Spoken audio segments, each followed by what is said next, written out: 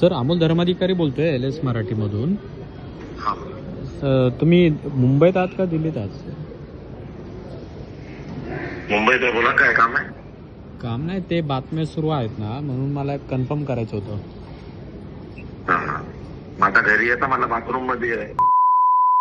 इकडे येता बघायला का कसं येतं, काय करता? नाही, नाही, सर, विचारलं तुम्हाला सर, व्हिडिओ कॉल काय करू शकत आता? हा, विचारलं हे पाहिजे असेल तर या इकडे, मी व्हिडिओ फोटो काढून पाठवू का?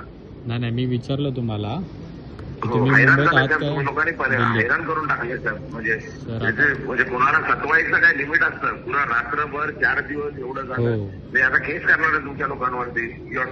तुम्ही दुसरं, मी लोकांना जे फोन केलं पाहिजे, आम्ही लोकांना फोन बंद नाही करू शकत तर लोकांना कोणाला बरोबर आहे, सर. त्रास होईल म्हणून. पण तुम्ही हैराण करून टाकलंय.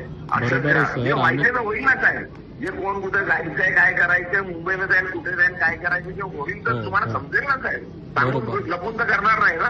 त्या मैत्रिणीला भेटायला काय गपचूप तर जाऊ शकत नाही ना. कोण काय करणार आहे तो खुल्याम करणार आहे ना. बरोबर आहे सर. मग समजेल ना कशाला टॉर्चर करताय साहेब.